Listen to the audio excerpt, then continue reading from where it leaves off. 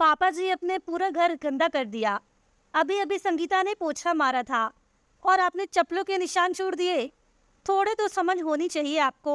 आप बच्चे थोड़ी ना हैं। बहू प्रिया के मुंह से यह शब्द सुनकर अस्तु जी स्तंभ खड़े रह गए।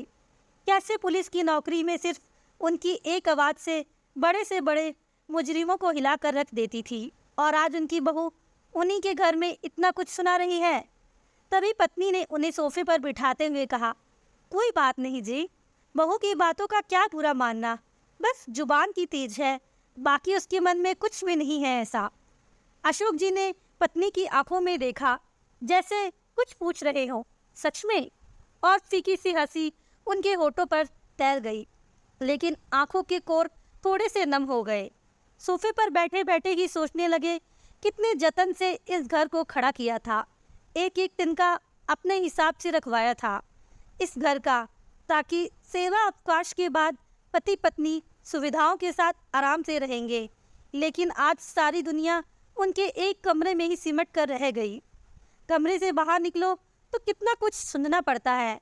उन्हें हॉल के अंदर फायर फिट बनवाया था कि ठंड के दिनों में वह आग के सामने भुनी मूंगफलियां खाएंगे, लेकिन मजाल है कि बहू कभी भी सर्दी में आग जलाने दे। कहती थी कि पूरे घर में राख के कण फैलते हैं। फिर वो चिमनी वैसी ही रंगी पुती दिखती है, एकदम उजली, क्योंकि बहू को वो वैसी ही पसंद थी। ये सब सोच रहे थे कि तभी पत्नी एक हाथ में कॉफ़ी का मग लिए हुए उनके पास आ बैठी। पति को बहुत अच्छे से जानती थी कि वो अभी गुस्से में थे। उनके हाथ की कॉफ़ी पीकर उनका गुस्सा शांत हो जाता था। पत्नी भी क्या करती, पति और बेटे मनीष के मोह में फंसी हुई एक भारतीय नारी जो ठहरी, दोनों तरफ का बैलेंस बनाते हुए उसका जीवन कट रहा था। कभी बेटे की सुनती तो कभी पति की। एक दिन सुबह सैर से लौटने के बाद पति पत्नी दोनों लॉन में बैठे थे। नौकर चाय रख गया। 2 की जगह 3 चाय के कप। उन्हें थोड़ा अटपटा लगा, क्योंकि उनके अलावा चाय सिर्फ मनीष पीता था और वो उनके साथ कभी चाय नहीं पीता था। उसने उनके साथ बैठना कब का छोड़ दिया था, तो फिर आज तभी मनीष वहाँ आ बैठा, साथ में चाय पीने लगा, लेकिन अजीब सी चुप्पी। ये वही मनीष है जो छोटा था तो उसकी बातें ख़त्म ही नहीं होती थी। अशोक जी कितना भी थके हों, मनीष के साथ खेलते ही थे। उसकी बातें अब तक ख़त्म नहीं होती थी, जब तक कि उन्हें कहते कहते थक के सो नहीं जाता। आज अजीब सा औपचारिकता ने अपनी जगह बना ली थी बेटा और पिता के बीच। तभी पत्नी ने खामोशी तोड़ी।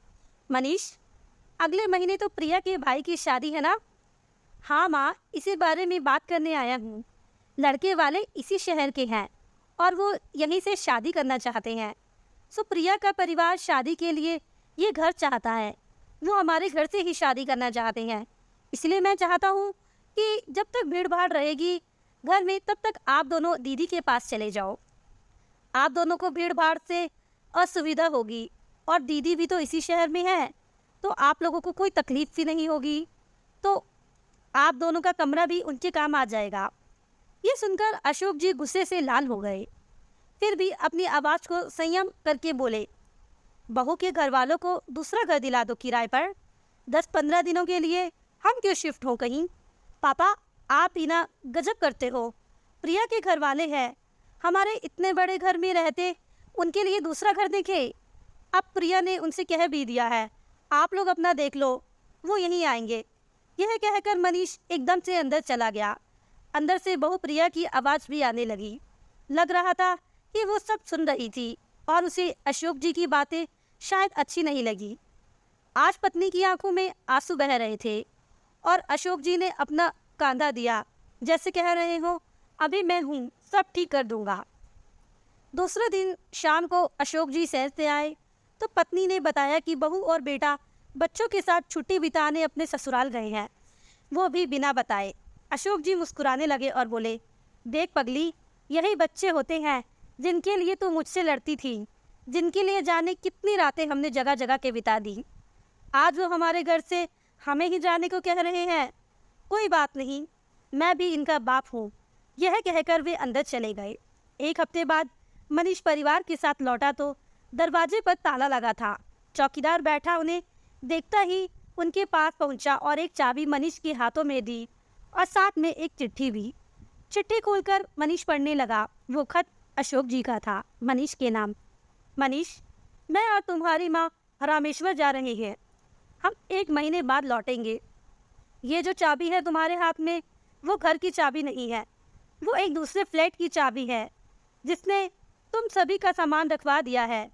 वो फ्लैट मैंने बहुत पहले खरीदा था, तुम्हें नहीं बताया था। पॉश इलाके में है, तुम लोगों के लिए अच्छा है। अगर अच्छा ना लगे तो अपने हिसाब से ले लेना। ये घर मेरा और तुम्हारी माँ का है और हमारा ही रहेगा। इससे हमें कोई नहीं निकाल सकता। अभी तक सब कुछ बर्दाश्त करता आ रहा था क्योंकि तुम्हारी माँ खुश रहे, लेकिन अब तुम्हारी बातों से उसकी आंखों में आंसू आए हैं। ये मैं बर्दाश्त नहीं कर सकता। ये हमारे सपनों का घर है जिसे हम अपने बच्चों के साथ, नाती पोतों के साथ रहना चाहते थे, लेकिन शायद ईश्वर को यह मंजूर ही नहीं था और तुम लोगों को हमारा साथ पसंद नहीं था। वो घर मीरा और माँ की तरफ से तुम लोगों के लिए आशीर्वाद के रूप में है। अच्छा लगे तो रखना, वरना वापस कर देना।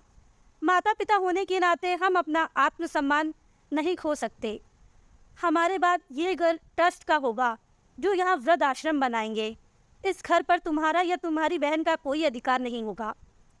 मैंने ये बात तुम्हारी बहन को भी बता दी है और वो मेरे इस फैसले से खुश है। उम्मीद है कि तुम भी खुश होगे। तुम सब खुश रहो, तुम्हारा पिता। खत खत्म होते ही मनीष जड़ हो चुका था। आंखों में आंसू